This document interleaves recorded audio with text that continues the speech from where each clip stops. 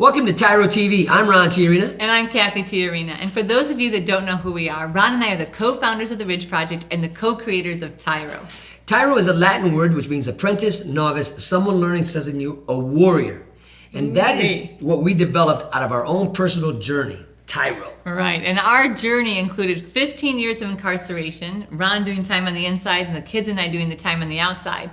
Welfare dependency. Our journey included straight up crazy chaos. The entitlement mentality. That's right. But out of that, we learned how to overcome every circumstance and situation in order to build a strong, thriving, healthy family. And so now our passion is to help everybody coming behind us to be able to do the same thing. Because our passion is building a legacy that outlasts us. That's right. So when we're dead and gone, those principles that we were able to instill in our children, our children's children, and then some, right, continue despite where we're at.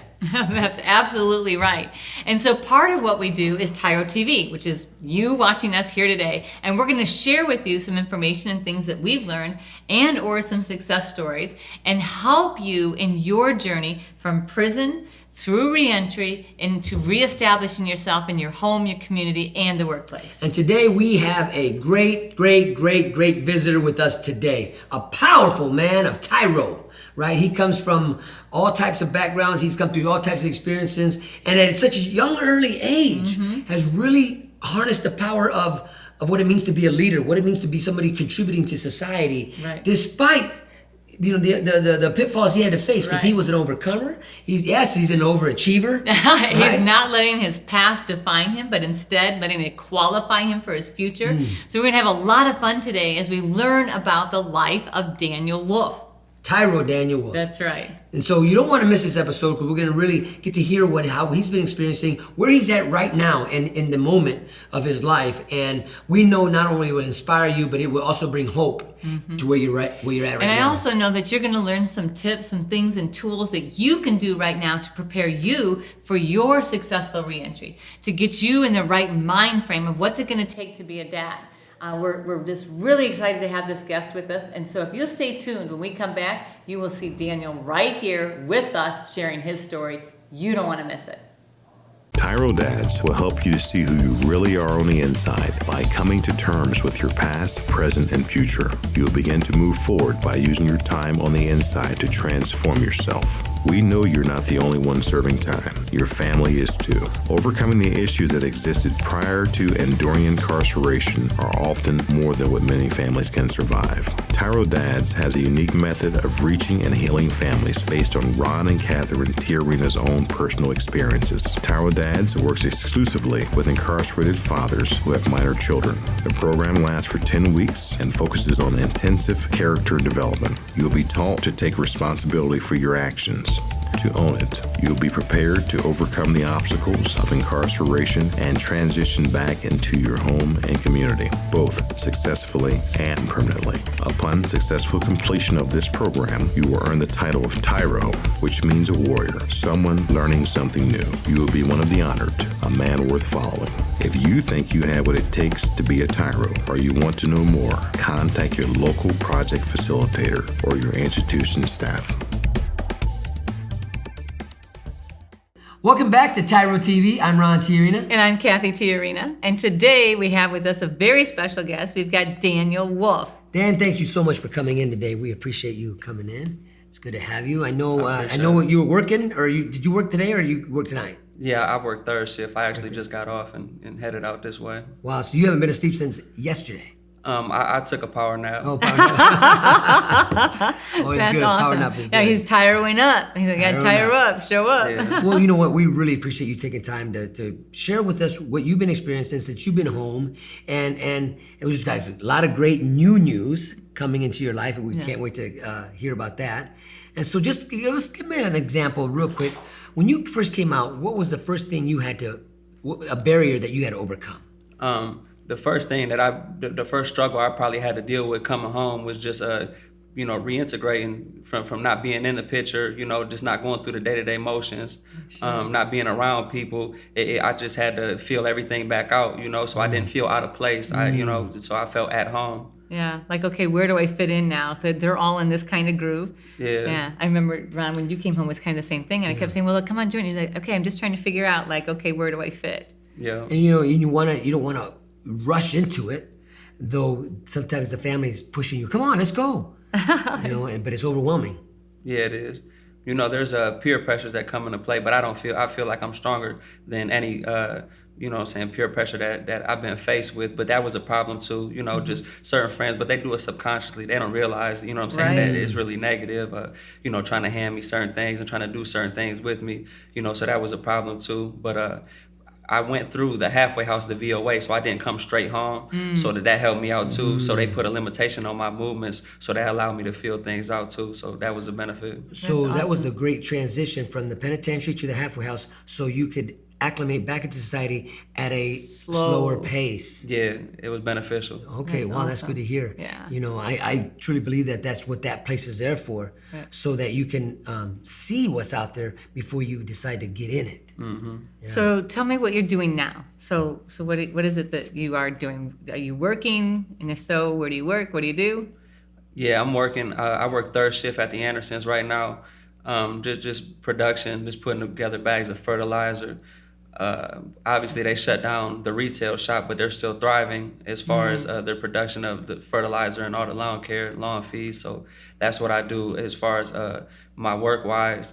I try to do what I can in the community. I'm involved in church through Cedar Creek, and I go to another church called Moving Forward. It's off of Dorr Street. They're both good places. I facilitate a run group. It's called the Foot Soldiers Running Group. Wow. That's okay. awesome. So, So when what you do you say do then? when you say you facilitate a foot race, No, it's a running group. A running you know what I group. mean? Running Yeah, group. it's just a running group. It's not we're not trying to kill nobody. I started it with my brother, and it's just to give people something positive. You know what I'm saying? Yeah. That they To can cling run, to. literally. Yeah. right? So you're not trying to let's go back. So you're not trying to kill nobody. We're not making them run 100 miles. It's really the basis behind it, because it's a program through the church, is first and foremost to give someone a good positive release of physical energy. You know what I mean? Yeah. Because it's good Nice. for us to vent and talk as human beings, but it's good to have a physical release too. Yeah. And Yeah. running drains a lot of negative energy. But then at the same time, we build on scripture and Really? we talk biblically, but at the same time we just talk, just real life situations, and it's good to be able to hit it from both angles. So That's what made awesome. you? Did you find that?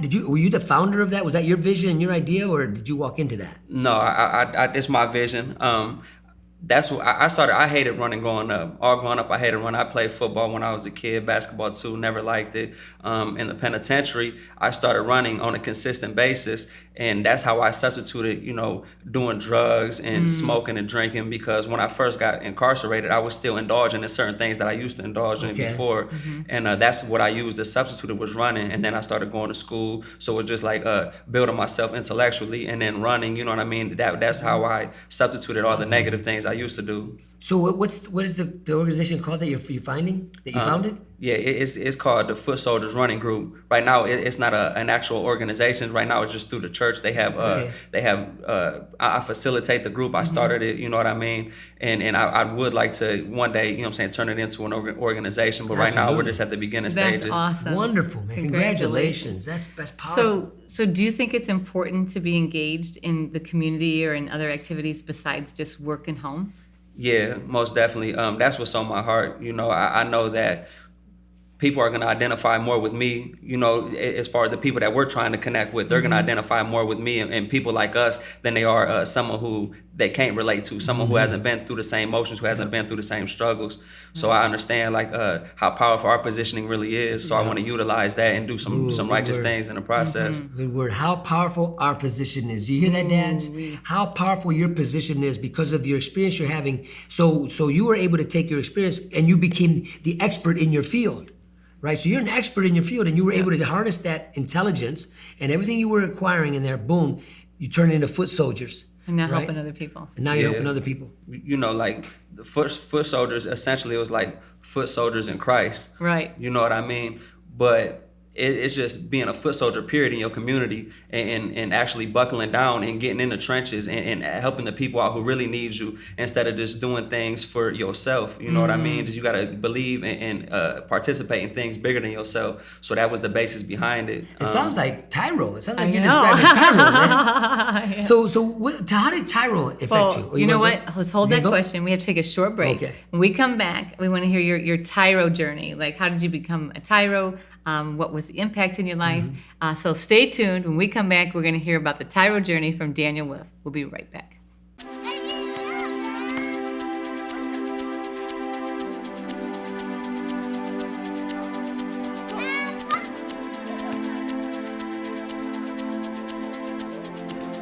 Playing catch, basketball, laughing, and enjoying each other's company. These are all normal things on the outside, but many times are missed in a visitation setting. TYRO Dads brings the same fun experience to the inside through family days. As a TYRO Dad, you have the opportunity to participate in this fantastic event. Family Day is designed to allow fathers and families to engage with each other through activities designed to stimulate communication, learning, and play. Family Days will not only be a highlight for you, but for your children as well. The Ridge Project has strategically developed Family Day as an opportunity to help you connect with your child throughout your separation and help both of you develop skills to continue building your relationship when you return home. Welcome back to TYRO TV. I'm Ron Tiarina. And I'm Cathy Tiarina. And today we have a special guest, powerful TYRO by the name of Daniel Wolf. And Dan, we left the last segment, you were talking about your journey and you created the Foot Soldiers, which is awesome, a running team to really how to dispel some frustrations that people might have. Let's get rid of it, let's go running and shake the dust off. I really love that. But we want to hear now about your transformation, what happened with TYRO. How did that work in your life and how did that come about? Well, through the VOA, I went to First Wednesday. So at First Wednesday, they have a lot of people come in voluntarily to help people reintegrate. You know what I mean, through different programs and you know, different vouchers. So I signed up for TYRO, and I ended up getting a call from Dan Williams. Shout out to Dan, I appreciate you. And I got a call from Dan Williams telling me that he was about to start a class at the Source, the Ohio Means Jobs. So, you know, it's been history ever since. I showed up and I ended up graduating in April, and it's been very powerful. Congratulations, wonderful. That's awesome. So if you could sum up in one sentence what TYRO means to you, what would that be? Well, like you said at the beginning of the segment, you know, the TYROs were warriors, you know, and I feel like it takes a real man, a real leader to be able to step out and stand on that island. A lot of people, I think that they want to do good, they want to change, they want to be righteous in their community, but they don't because they don't want to be out on that island because that's not what's cool. That's not what their peers want out of them. You know what I mean? So us as individuals, as TYROs, I feel like as TYROs, we're the men, we're the leaders that are going to step up and go stand out on that island and just to show people that it's good to do right things instead of always indulging in the negative. Love it, yeah, man. that's Let's go powerful. create a TYRO Island. Island right. I love TYROs. I love That's it. I love right. it. You know, I want to break away a little bit. So you got something new coming into your life, I definitely do. right? You want to, Want to tell us about that? Yeah, my girlfriend's pregnant. So, I have a baby on the way. We don't know the gender yet. We find out next month. We have an appointment next month. congratulations. And this is your first. My first child. You're a daddy. Yeah. Yeah. That's so awesome. So tell me what's happening. What's your thought process now? I'm excited. You know, like I said, I did 8 years. So, you know, you know as well as I do that all we have is time on our hands to reflect and to really outline what we want our future to play out. You know, and I want to be a father. I've been looking forward to it. You know, so it came to fruition, and I'll be a father January 10th. Wow, that is wonderful. That's wonderful. You know, I love what you said. How in prison we have time to reflect. How we want our future to look like, right?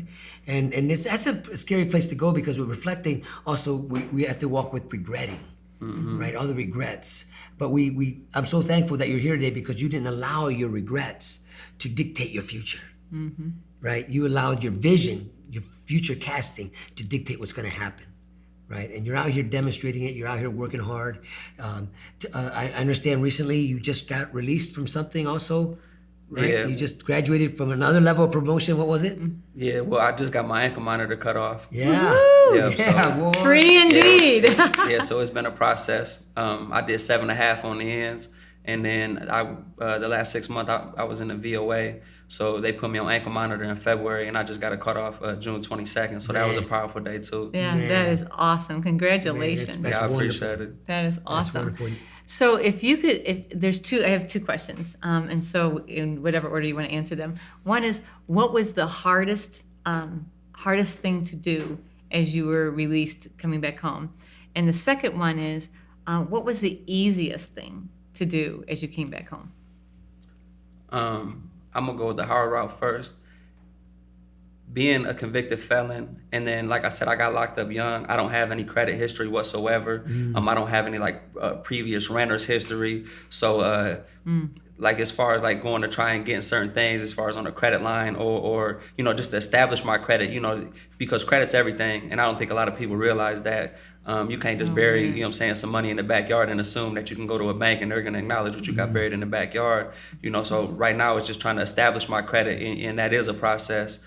As far as the easiest thing goes, it's just falling into who I know I am. Essentially growing up, I allowed myself to conform. I was influenced by a lot of things, my peers, my environment, my music, women, so I indulged in a lot of negative things, and I ended up letting that deteriorate my character.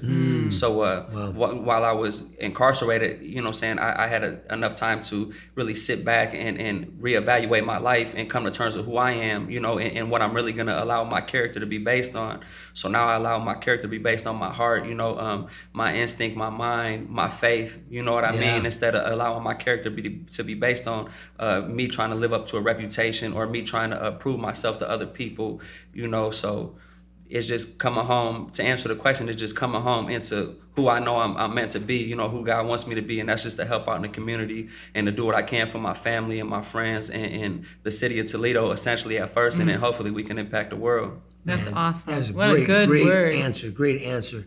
To see you who you are now, because we want to be true to our word. When you talked about credit, all I kept hearing is, in prison, all you have is your word, your credibility. Most definitely. And that's what's solid in there. And that's what we have to take out here. Because prior to prison, our word was doo-doo.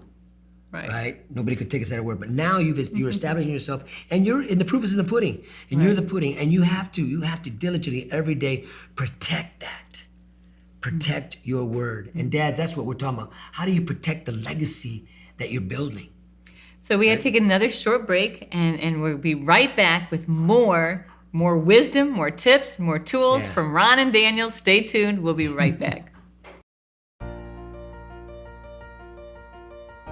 Dear son, it's been hard these last few years, watching you grow up without me in the picture. Never taking the time to find out how you were or what was going on in your life. You're just a boy, I thought. You don't need me. I didn't need my dad. He was never around, I told myself. But I was wrong, son. I'm supposed to be a grown man. I was selfish. I was stupid. I was thinking of me, not you. If I could go back, son, and change things, I would. It's taken me all this time being selfish to finally grow up and realize I need to be a responsible man. That's what I finally learned, not from prison, but the TYRO program. It's all about becoming a better, stronger man. Wish I would have gotten it sooner. Everything looks different to me now. I'm a changed person.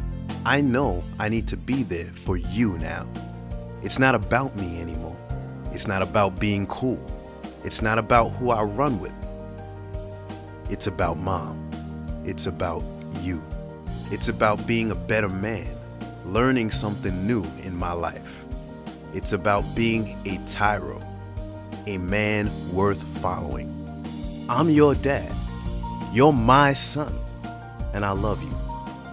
I am a TYRO. I'm a TYRO. Dad.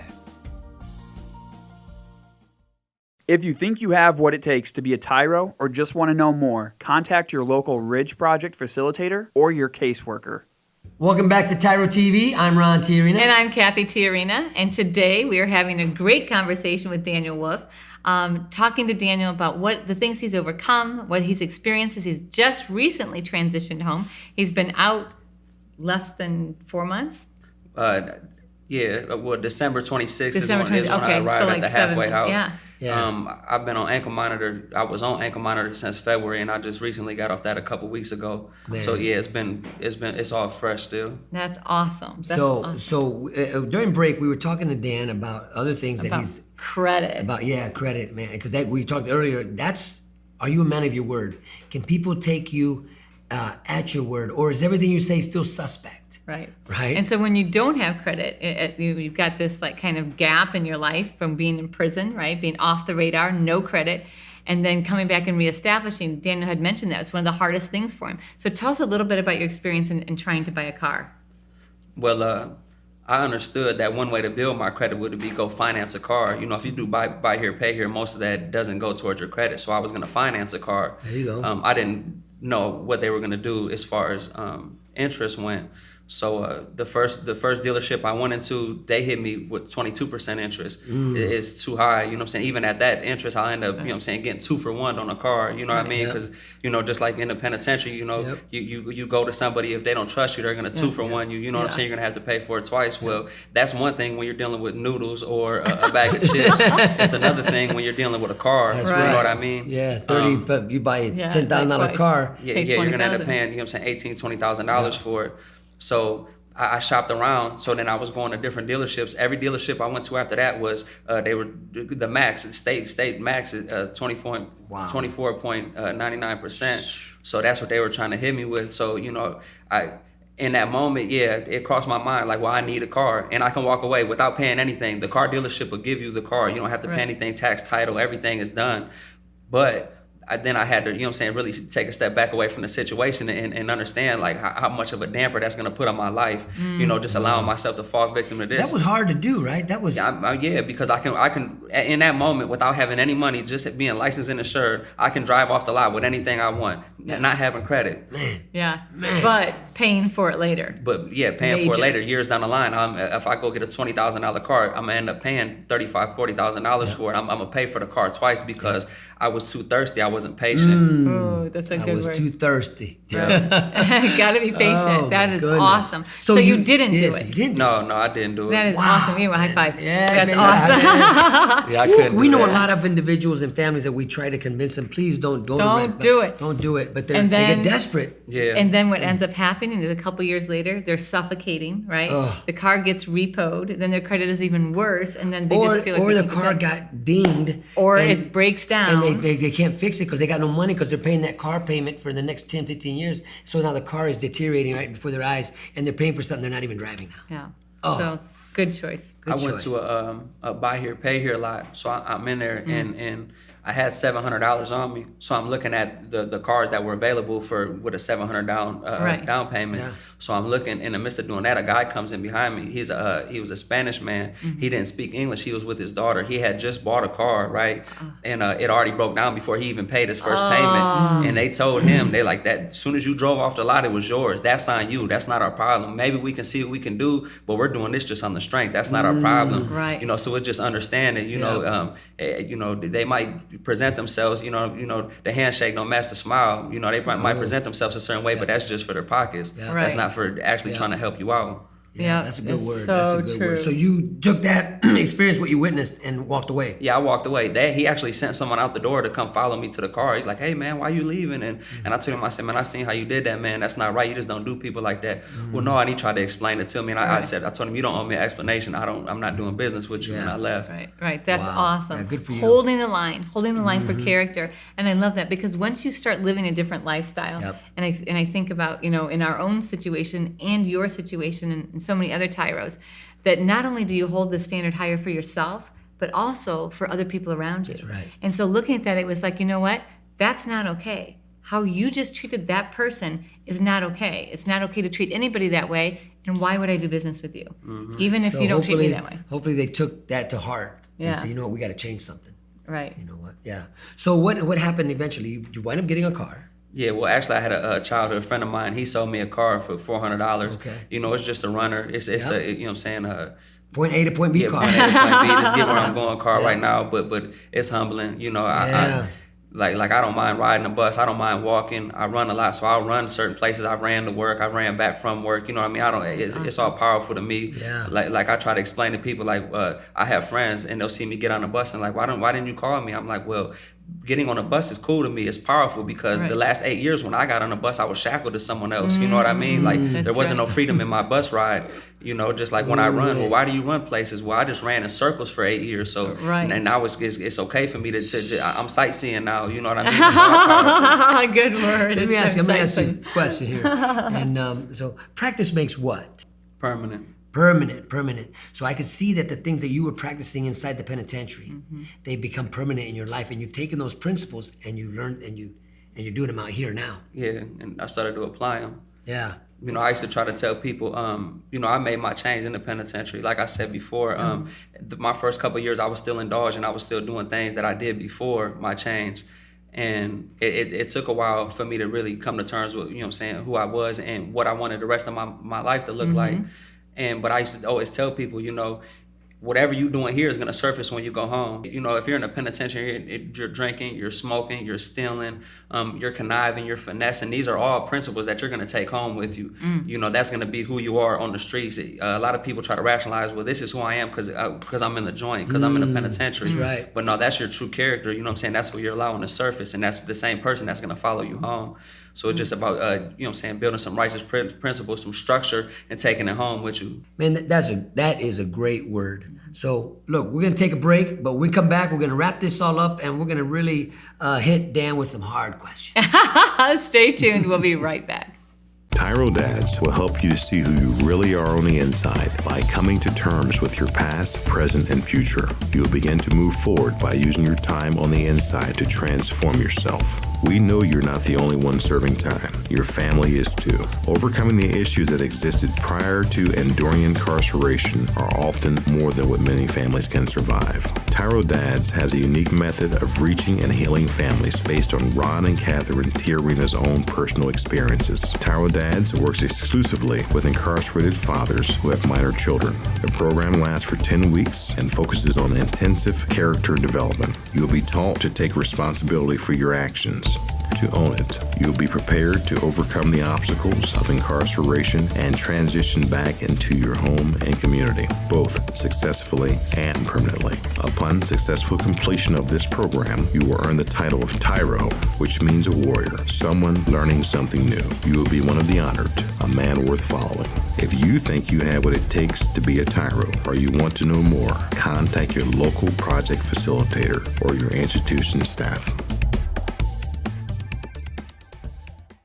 Welcome back to TYRO TV. I'm Ron Tiarina. And I'm Cathy Tiarina. And we've been having a wonderful, wonderful discussion with Dan Wolf. You know, he's recently just got the ankle monitor. He said, cut off, man. I tell you what, because when you have that type of restrictions on you, you know, every day you're looking at it. It's reminding you, hey, there's something worth living for. Just before you're about ready to do something stupid, Dad, look down at that ankle, right? That's right. It's there for a purpose. And it worked in your case. It worked. It kept you from going left or right, but it kept you focused. So I have a question for you. So you've been talking about how, you know, you had this change in prison and you began to think differently about what you really wanted.